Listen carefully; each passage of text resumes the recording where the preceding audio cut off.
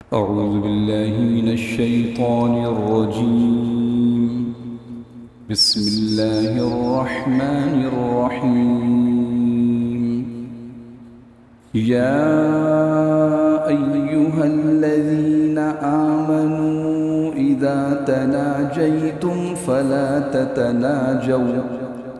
فلا تتناجوا بالإثم والعدوان ومعصية الرسول وتناجوا بالبر والتقوى واتقوا الله الذي إليه تحشرون.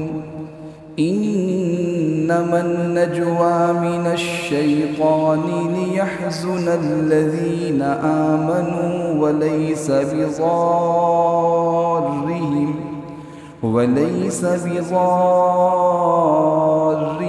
شيئا إلا بإذن الله وعلى الله فليتوكل المؤمنون. يا أيها الذين آمنوا إذا قيل لكم تفسحوا في المجالس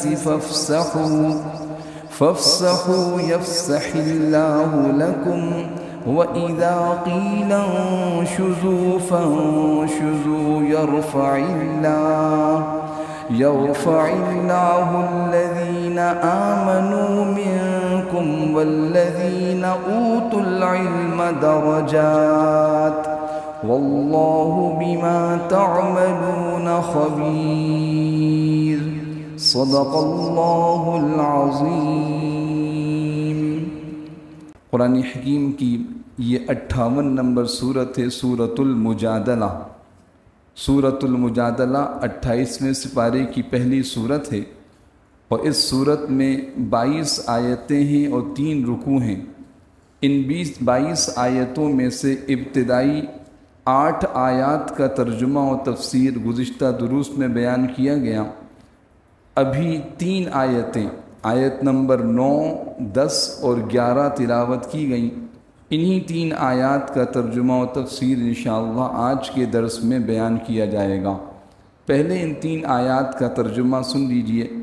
اللہ پاک فرماتے ہیں یا ایھا الذین آمنو، اے ایمان والوں، اذا تناجیتم، جب تم آپس میں ایک دوسرے سے سرگوشی کیا کرو، فلا تتناجوا بالاسم والعدوان ومعصیت الرسول، تو تمہاری سرگوشی ایسی نہ ہو جو گناہ، زیادتی اور رسول اللہ صلی اللہ علیہ وسلم کی نافرمانی پر مشتمل ہو.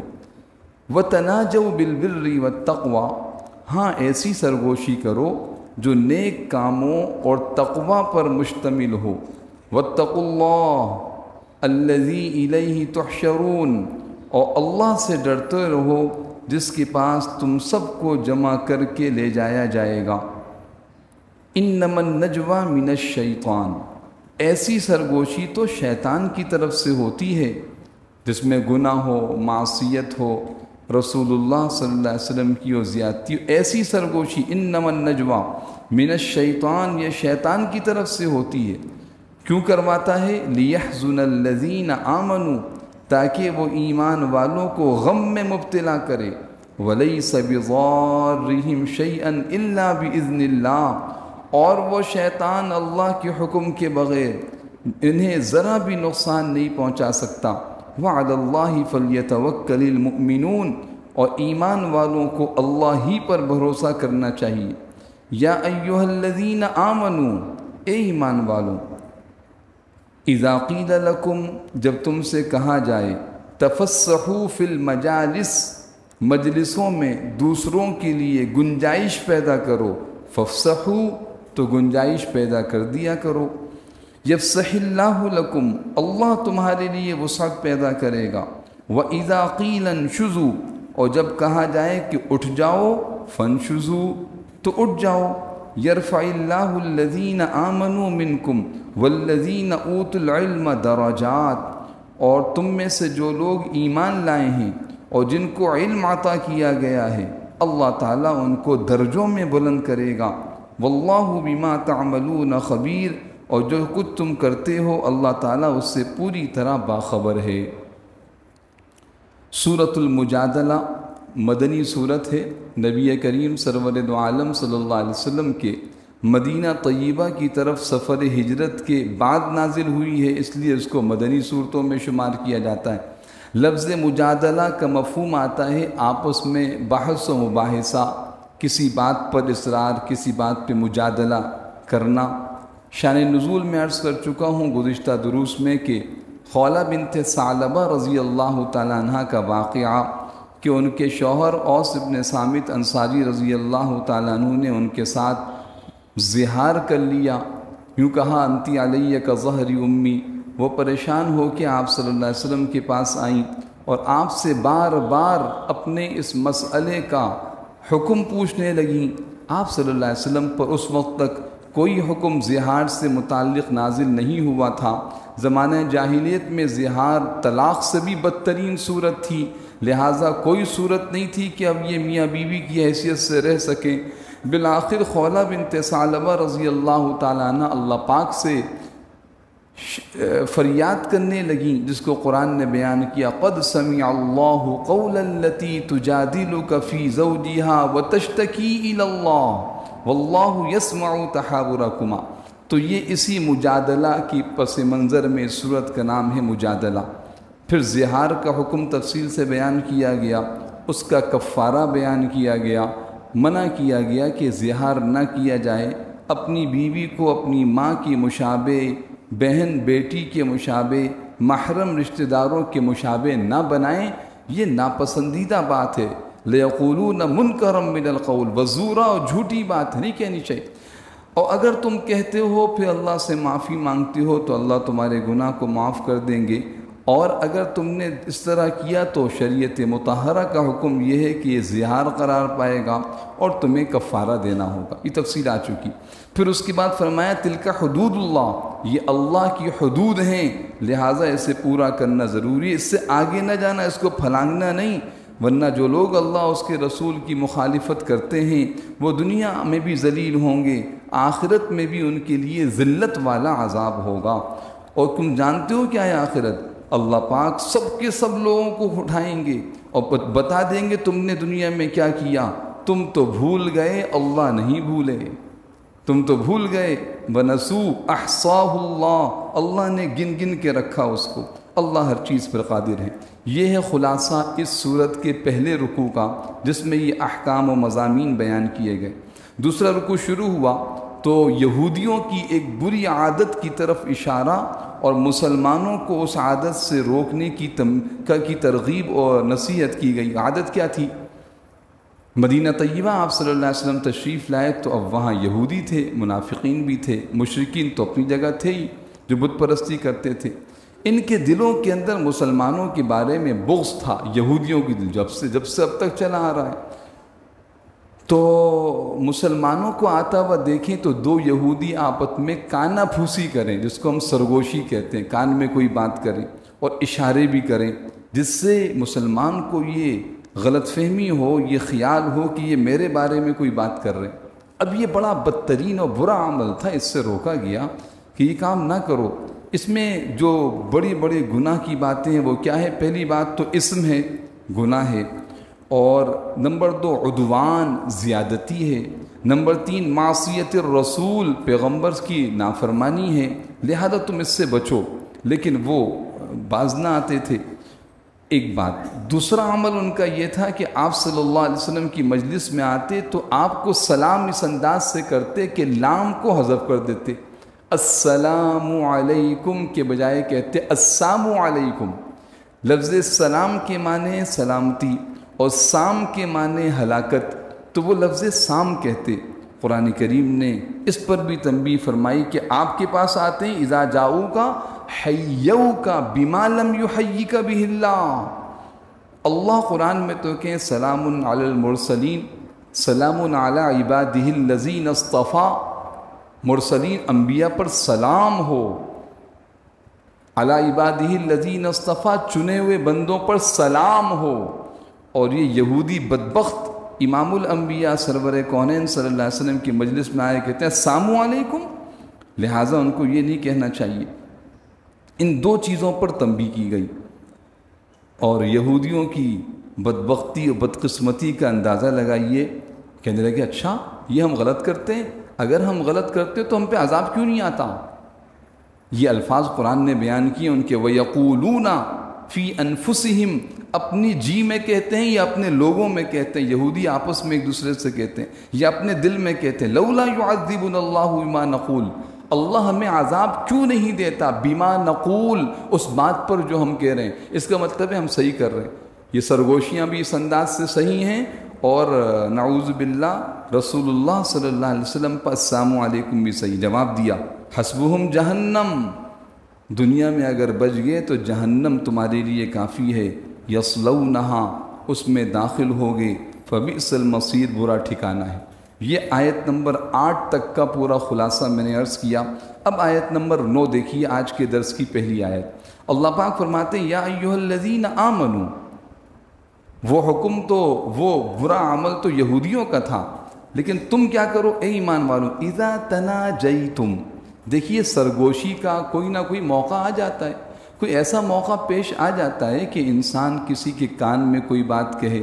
میں احادیث نبویہ کی روشنی میں گزشتہ درس میں یہ بتا چکا ہوں کہ صاف عبداللہ ابن مسعود رضی اللہ تعالیٰ عنہ کی روایت ہے، فرمایا کہ 2-3 آدمی بیٹھے ہوں تو 2 آپس میں ایک دوسرے کے کان میں کچھ نہ کہیں، 2 آپس میں ایک دوسرے کے کان میں، یہاں تک کہ تیسرا اٹھ کے چلا جائے یا تیسرے کو بھی شریک کر لیں، کیونکہ جب یہ 2 آپس میں 3 بیٹھے ہوئے تھے، 2 نے آپس میں کچھ کہنا شروع کیا، اس تیسرے کو بدگمانی ہوگی، یہ گناہ کا عمل ہے، اس سے بچنا چاہیے، یہ عدوان ہے۔ 3 چیزیں بیان، اسم گناہ، عدوان حد سے تجاوز، زیادتی ہے یہ اپنے بھائی کے ساتھ، معصیت الرسول، پیغمبر کی نافرمانی پائی جا رہی ہے اس کے اندر، رسول اللہ صلی اللہ علیہ وسلم نے منع فرمایا معصیت الرسول۔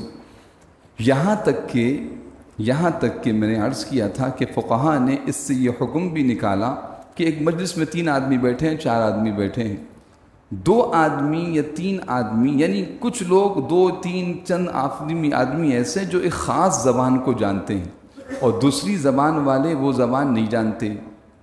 اب اگر یہ اپنی کسی زبان میں گفتگو ہیں، سب ایک ہی مجلس میں بیٹھے ہوئے، 3 ہی آدمی لے لیجئے، 2 آدمیوں کی ایک مخصوص زبان ہے، تیسرا آدمی وہ زبان نہیں جانتا، اب یہ اگر اس زبان میں گفتگو کر رہے ہیں، تیسرے کو بدگمانی ہوگی، پتہ نہیں کیا بات کر رہے ہیں، اس کی دل آزاری ہوگی، اس کے ساتھ زیادتی ہے، پیغمبر علیہ السلام کی نافرمانی ہے، لہٰذا یہ بھی اسی ممنوع سرگوشی میں شامل ہے، لہٰذا اس طرح گفتگو نہیں کرنی چاہیے۔ اس کو بڑا آج کل ہنر سمجھا جاتا ہے، ہم نے اس طرح بات کی، اس کو پتہ بھی نہیں لگا، یہ شرعاً ممنوع ہے۔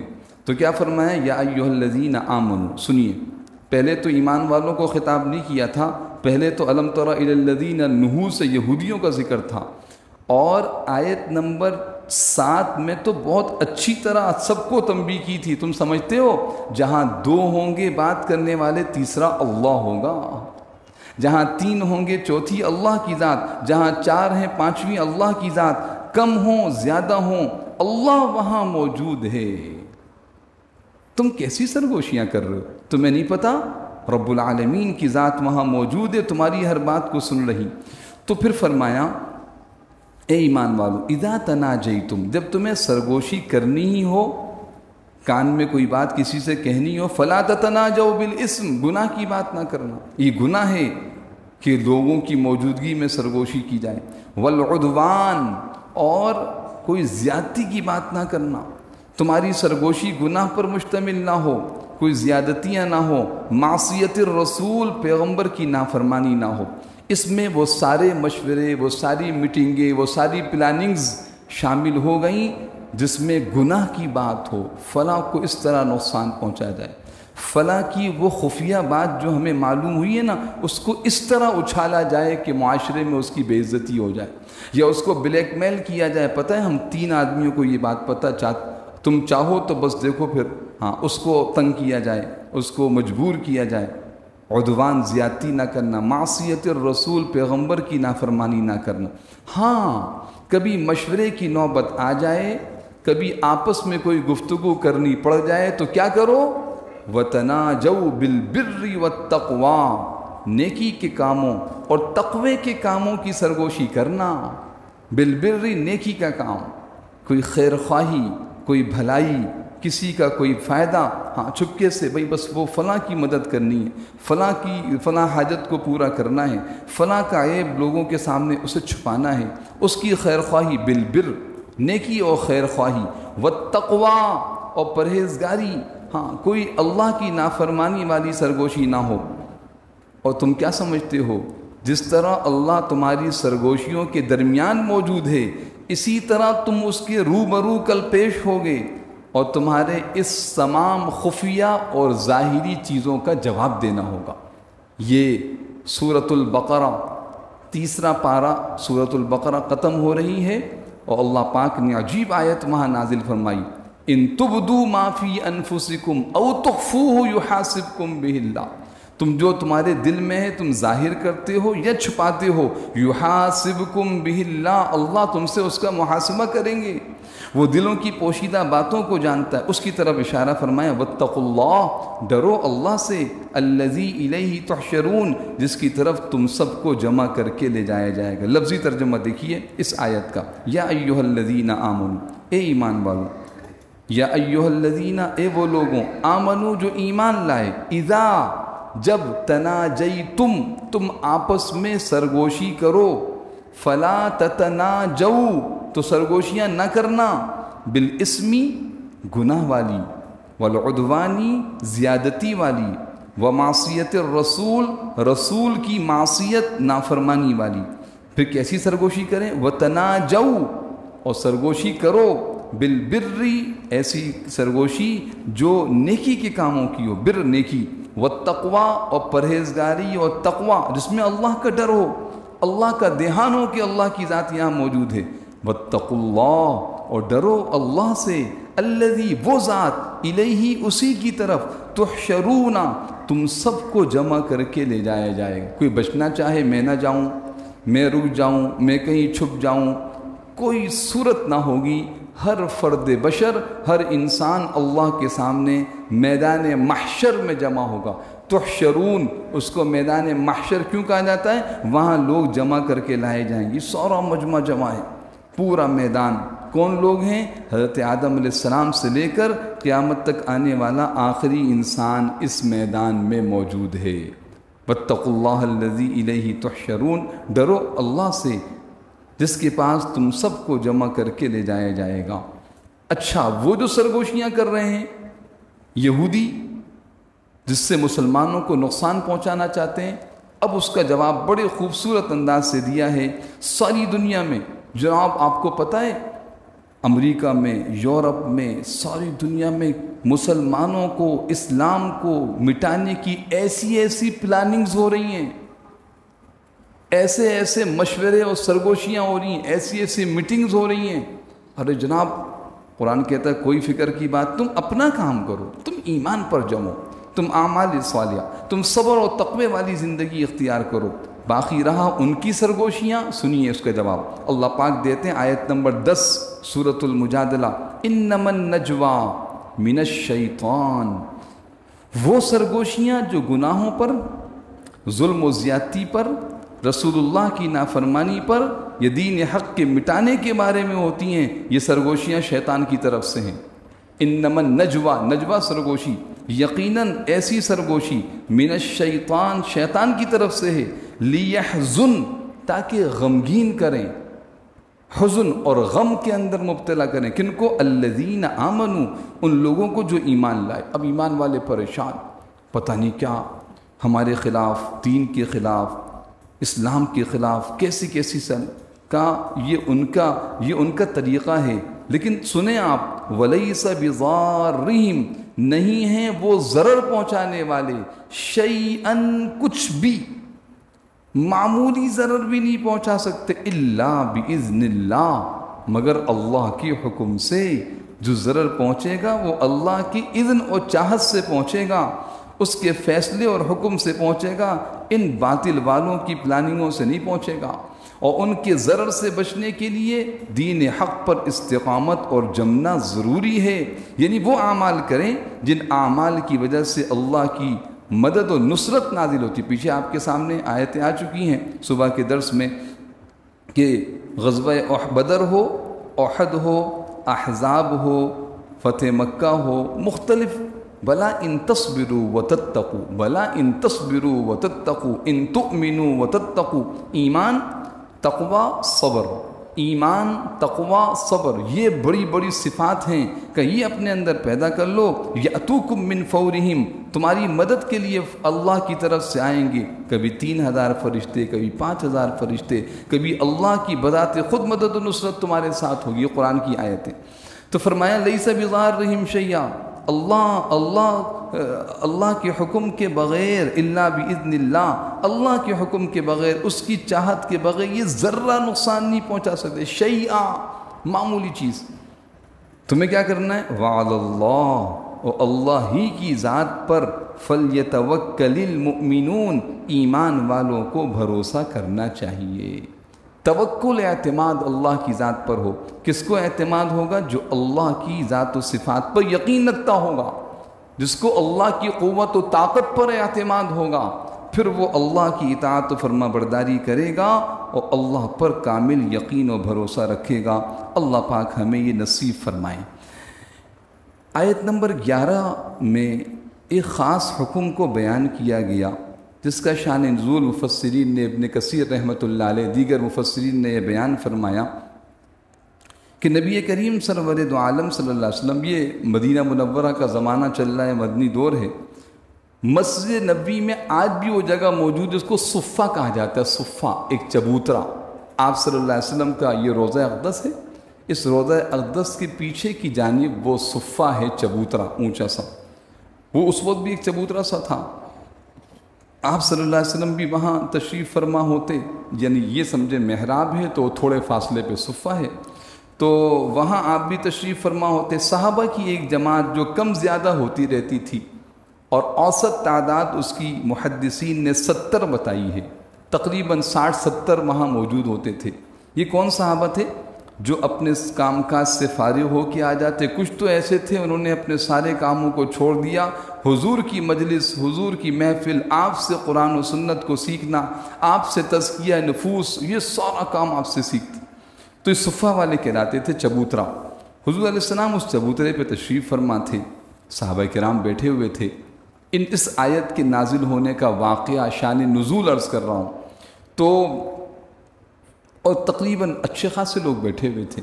کچھ ایسے صحابہ آئے جو درجے کے اعتبار سے بلند تھے. لکھا ہے مفسرین نے بدری صحابہ، غزوہ بدر میں شریک ہونے والے، ان کا ایک مقام ہے. اور احادیث نبوی قرآن کریم میں بھی بدری صحابہ کا اور پھر فتح مکہ سے پہلے ایمان لانے والوں کا بڑا مقام ہے. تو وہ تشریف لائے تو دیکھا کہ اب وہ کھڑے ہو گئے، انہیں جگہ نہیں مل رہی صفہ میں. تو آپ صلی اللہ علیہ وسلم نے دیکھا کہ وہ صحابہ کھڑے ہوئے ہیں اور بیٹھنے والے ان کو جگہ نہیں دے رہے. تو آپ صلی اللہ علیہ وسلم نے مجلس کا ادب بتایا. یہ آپ صلی اللہ علیہ وسلم کی کیفیت تھی کہ آپ بہترین معلم بھی تھے، بہترین مربی تربیت کرنے والے بھی تھے، مشفق اور انتہائی حلیم اپنی امت کی نگرانی اور نگہبانی کرنے والے بھی، ادب سکھانے والے. آپ نے کہا بھائی یہ لوگ جو مقام و مرتبے کے اعتبار سے بھی بڑے ہیں، یہ کھڑے ہوئے ہیں، آپ تھوڑا سمٹ جائیں، تفسحوا، اپنی مجلس میں گنجائش پیدا کریں، تھوڑا سا سمٹ جائیں، تھوڑا سا ان کو جگہ دے دیں.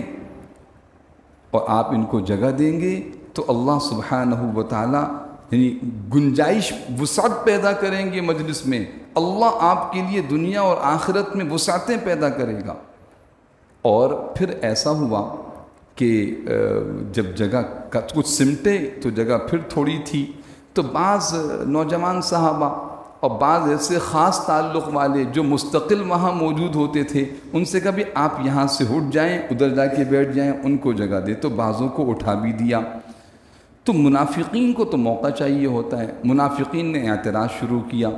حالانکہ آپ صلی اللہ علیہ وسلم کی اپنی تعلیمات میں سے یہ ہے کہ تم میں سے کوئی آدمی آئے اور دیکھے کہ مجلس میں جگہ نہیں ہے، جہاں جگہ مل جائے وہیں بیٹھ جائے. جہاں جگہ مل جائے، کسی کو اٹھا کے نہ بیٹھے، دو آدمیوں کے درمیان میں نہ بیٹھے، کندھے نہ پھلانگے. یہ آپ نے سکھایا ہے عام لوگوں کو.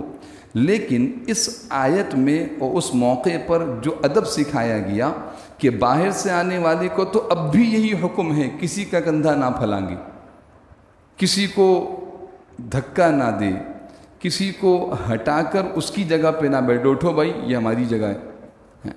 جیسے کہ مساجد میں بعض اوقات بعض لوگ اپنی جگہ مقرر کر لیتے ہیں، بھئی یہ ہماری جگہ ہے، اب چاہے وہ اذان اقامت سے 1 منٹ پہلے آئیں گے، بھئی ہماری جگہ، ہم نے اپنا رومال رکھا تھا، اپنی چادر رکھی تھی، ممنوع ہے۔ علماء نے، فقہاء نے اس کو ممنوع قرار دیا، بالکل اس کی اجازت نہیں۔ اگر یہ ایک عام مقام ہے، آپ کو یہاں بیٹھنا ہے، آپ پہلے سے آ کے بیٹھیں، آپ چادر، ٹوپی، مسواک رکھ کے چلے جائیں، رومال رکھ کے، اور وضو کریں، استنجا کریں، لوگوں سے باتیں کریں، میری وہاں جگہ پکی ہے، جیسے ہی اقامت شروع ہونے لگے لوگوں کے کندھے پھلانگتے وہاں پہنچ جائیں، اس کی بالکل اجازت نہیں۔ میں آیت کی مفہوم کو پوری وضاحت سے عرض کروں گا، ذرا توجہ فرمائیں۔ اس کی اجازت پیچھے بعد میں آنے والوں کو نہیں، جہاں جگہ مل جائے وہاں بیٹھیں، نہ کسی کا کندھا پھلانگیں، نہ کسی کو دھکا دیں، نہ کسی کو اٹھا کے اس کی جگہ پر بیٹھیں۔ یہ الحمدللہ ہماری مساجد میں، دینی ماحول میں تو بہت معمولی، کہیں تھوڑا بہت پایا جاتا ہے، لیکن بعض ایسی مجالس میں جہاں لوگ اپنا کوئی مقام و مرتبہ سمجھتے ہیں، بھائی یہ پتہ ہے آپ کو، یہ فلاں شاہ صاحب کی جگہ ہے، یہ فلاں خان صاحب کی جگہ ہے، یہ فلاں چودھری صاحب کی جگہ ہے، وہ آئیں تو سب لوگ ہٹ جائیں۔ ہاں، یہ آج کل یہ جو آپ سمجھیں، اسی تناظر میں آپ سمجھیں کہ آج کل پروٹوکول دیا جاتا ہے، راستے بند ہو گئے، شاہراہیں بند ہیں، کیوں؟ فلاں صاحب گزر رہے ہیں۔ نہیں جناب، حضور اکرم صلی اللہ علیہ وسلم تشریف لاتے تھے تو کوئی ہٹو بچوں کا شور نہ ہوتا تھا، کوئی اس کی صدا نہ ہوتی تھی۔ آپ صلی اللہ علیہ وسلم کے لیے مجلس میں ایسے لوگوں کے درمیان آ کے بیٹھ جاتے تھے، اور یہاں تک بعض صحابہ فرماتے ہیں کہ آنے والا اجنبی یہ آ کے کبھی ایسا بھی سوال کر لیتا تھا، ایکم محمد، بتاؤ تم میں سے محمد کون ہے؟ یہ امام الانبیاء سرور کونین صلی اللہ علیہ وسلم کی کیفیت تھی۔ تو باہر سے آنے والے کے لیے اجازت نہیں ہے اس کی، کہ وہ کسی کے کندھے پھلائیں گے، کسی کو اٹھا کے بیٹھے، کسی کے درمیان میں بیٹھ جائے، یا کوئی یعنی لوگوں کو ایذا پہنچائے۔ لیکن جو صدر مجلس ہے، جو مجلس کا سربراہ ہے، اس کو مجلس کی حقیقت کا اندازہ ہے، وہ لوگوں کے مقام و مراتب کو پہچانتا ہے، اس کے لیے اجازت ہے کہ وہ کہے بھئی تھوڑا سا جگہ بنا لیں، تھوڑی سی گنجائش کر لیں، بعد میں آنے والوں کا اکرام کریں، تھوڑا آگے ہو جائیں، تھوڑا اس طرف ہو جائیں، اس کی اجازت۔ یہاں تک کہ اس کو اس کی بھی اجازت ہے کہ وہ مجلس والوں میں سمجھتا ہے کہ یہ لوگ مستقل کے حاضر باش ہیں، یہ لوگ ابھی آئے ہیں، ان سے بات کرنا ضروری ہے۔ کبھی ایسا بھی ممکن ہے کہ 10 آدمی بیٹھے ہوئے ہیں، ان میں سے 3 آدمیوں سے کوئی خاص بات کرنی ہے، تو اب بقیہ 7 آدمیوں کو یہ کہا جائے کہ بھئی آپ ذرا بھی اٹھ جائیں، ابھی ہم ان سے بات کریں گے، اس کی اجازت ہے۔ تو قرآن کریم نے اس حکم کو بیان کیا ہے رسول اللہ صلی اللہ علیہ وسلم کے لیے، اور آپ صلی اللہ علیہ وسلم کے ذریعے امت کی تربیت کی گئی، ان کو ادب سکھایا گیا کہ تمہارے لیے تو حکم یہ ہے، اور جو سربراہ مجلس سے اس کی حکمت پر مبنی جو بات ہے وہ یہ ہے۔ منافقین نے اس کو برا مانا کہ یہ کیا ہوا، ہماری بے عزتی کی گئی، کہا یہ بے عزتی نہیں کی جا رہی۔ اور ایک بات اور بھی لکھی مفسرین نے کہ جب یہ کہا جائے کہ بھی آپ جگہ بنائیں، تو اتنے احترام کے ساتھ اس کیفیت سے سربراہ مجلس، اصحاب مجلس اپنی اس مجلس میں، اس محفل میں بیٹھنے والوں سے کہے کہ ان کو اپنی حقارت اور توہین محسوس نہ ہو۔ اس کو آپ خود قرآن کے الفاظ میں دیکھیے کہ قرآن کیسے کہہ رہا ہے، یا ایھا الذین آمنوا، 11ویں آیت ہے سورۃ المجادلہ کی، اے ایمان والوں، اذا قیل لکم، جب تم سے کہا جائے، تفسحوا فی المجالس، تفسح مجلس میں تھوڑی وسعت، تھوڑی گنجائش پیدا، تھوڑا مل کے بیٹھ جائیں، آنے والے 4 5 7 10 آدمی ان کو بھی جگہ مل جائے گی۔ اذا قیل لکم، جب تم سے کہا تفسحوا فی المجالس، فافسحوا، تو گنجائش پیدا کی کرو، تھوڑا کھسک جاؤ، تھوڑا مل جاؤ۔ کیا ملے گا تمہیں؟ یفسح اللہ لکم، اللہ تمہارے لیے وسعتیں پیدا کرے گا، اللہ تمہارے لیے وسعتیں، دنیا میں وسعت، آخرت میں وسعت۔ بس یہ گویا کہ آنے والے کا اکرام سمجھیں ہم۔ پھر یہ ادب سکھایا ہمارے بڑوں نے کہ ایک آدمی یہاں آیا جگہ موجود ہے، تھوڑا سا آپ کھسک جائیں، یہ اس کا اکرام و احترام ہے، یہ اس کا اعزاز ہے، یہ اس کی دلجوئی ہے کہ وہ آنے والے کو وہ آپ سے جگہ نہیں مانگے گا، وہ آپ کو کندھا نہیں پھیلائیں گے، آپ خود جگہ دے دیں، یہ اکرام۔ تو دونوں اس کو کہا کندھا نہ پھیلاؤ، اس سے کہا کہ تم جگہ کی طلب نہ کرو، بیٹھنے والوں سے کہا تھوڑا سا مل جاؤ، نتیجہ کیا ہوگا؟ یفسح اللہ لکم، اس کو جگہ ملے گی اور تمہارے لیے اللہ وسعتیں پیدا فرمائیں گے۔ تو قرآن کے اس وعدے پر یقین ہونا چاہیے بھائی کہ ہم مجلس کے اس ادب کو پورا کریں گے، اللہ ہمارے لیے دنیا اور آخرت میں وسعتیں، دنیا میں بھی وسعتیں ملیں گی اللہ کی طرف سے اور آخرت میں بھی اللہ کی طرف سے وسعت ملے گی۔ دوسرا حکم وَإِذَا قِيلَ، اور جب کہا جائے انشزوا، اب آپ اٹھ جائیں، مجلس سے ضرورت اس جگہ سے اٹھ جائیں، وہاں بیٹھ جائیں، یا ابھی آپ چلے جائیں، فانشزوا، تو اٹھ جاؤ، سربراہ مجلس کی بات کو تسلیم کرو، اس میں تمہارے لیے خیر خواہ، یہ بھی ادب سکھایا جا رہا ہے۔ پھر اس کے بعد فرمایا اللہ پاک نے کہ ایمان والے اور ایمان والوں میں وہ لوگ جن کو اللہ پاک قرآن و سنت کا علم عطا فرماتے ہیں، دیکھیں یہ علم دیا جا رہا ہے قرآن کے ذریعے سے، ورنہ ذرا سی باتوں پر ہم شادی کی فلاں تقریب میں ان کے یہاں گئے، انہوں نے ہمیں پوچھا ہی نہیں، انہوں نے تو ہمارے لیے کوئی خاص جگہ ہی مقرر نہیں کی، انہوں نے تو ہماری بے عزتی کی۔ تو سمجھایا جا رہا ہے کہ یہ نہیں، قرآن کی تعلیم یہ ہے کہ ہم ان چیزوں کے طالب بن کے کسی مجلس میں نہ جائیں، ہم تو وہاں ایک اس مجلس کے ایک عام فرد کی حیثیت سے جائیں۔ تو یہ علم دیا گیا، ایمان اور قرآن و سنت کا علم، یہ آپ کو معاشرے کا بہترین فرد بناتا ہے، یہ آپ کے لیے دنیا و آخرت میں بہترین زندگی کی ضمانت دیتا ہے۔ یہاں پر پھر مقام بیان فرمایا، یرفع اللہ بلند، یرفع اللہ بلند کرتے ہیں، الذین آمنوا، ان لوگوں کے جو ایمان لائے، منکم تم میں سے، والذین اور ان لوگوں کے، اوتوا العلم جن کو علم دیا گیا ہے۔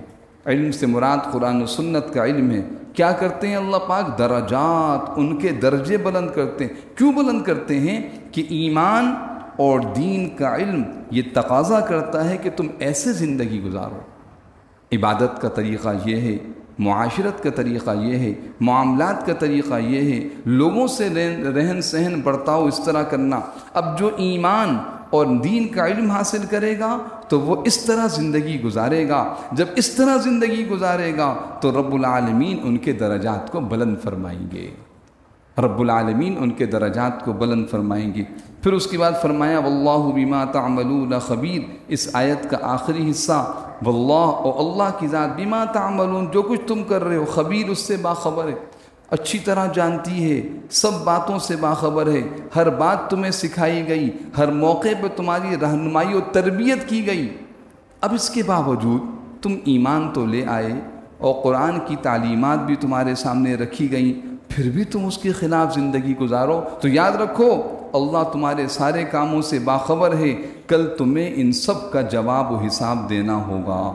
اللہ سبحانہ و تعالیٰ ان احکامات کو سمجھنے اور اس پر عمل کرنے کی توفیق عطا فرمائے۔ ایک مرتبہ میں ان تینوں آیتوں کو پڑھتا ہوں، آپ میرے ساتھ پڑھ لیجئے اور اس کے معنی اور مفہوم پہ غور کیجئے، اس کو سمجھنے کی کوشش کیجئے، تاکہ جب بھی ہم تلاوت کریں، پہلے بھی عرض کر چکا ہوں کہ یہ آسان ترجمہ قرآن جو ہمارے سامنے ہے، مفتی تقی عثمانی صاحب دامت برکاتہم قرآن کریم کو بہت آسان انداز سے پیش کیا، اس کو سمجھیے، بار بار پڑھیے، گویا ہمارا یہ ہفتے بھر کا سبق ہے، جتنا پڑھیں گے انشاءاللہ قرآن کا نور دل میں اترے گا، عمل کا شوق پیدا ہوگا، اندر دل کی سیاہی اور دنیا کی جو رغبت ہے اور بے دینی کے اثرات ہیں وہ انشاءاللہ ختم ہوں گے۔ تو ان آیات کو میرے ساتھ پڑھ لیجیے۔ بسم اللہ الرحمن الرحیم، یا ایہا الذین آمنوا اذا تناجیتم فلا تتناجوا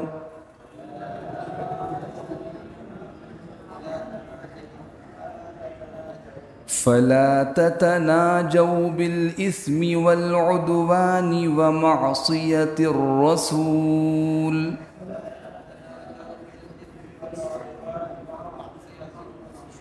وتناجوا بالبر والتقوى واتقوا الله الذي إليه تحشرون إنما النجوى من الشيطان ليحزن الذين آمنوا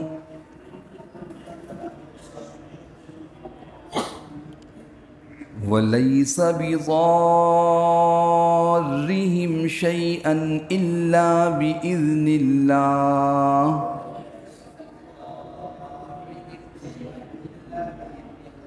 وعلى الله فليتوكل المؤمنون يا أيها الذين آمنوا إذا قيل لكم تفسحوا في المجالس فافسحوا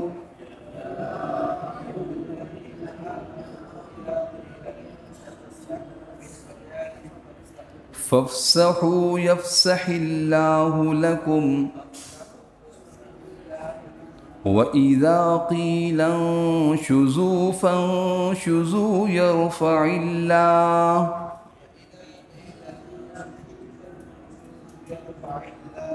يرفع الله الذين آمنوا منكم والذين أوتوا العلم درجات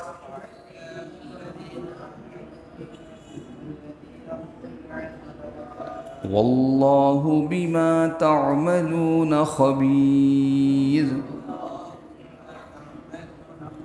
صدق الله العظيم.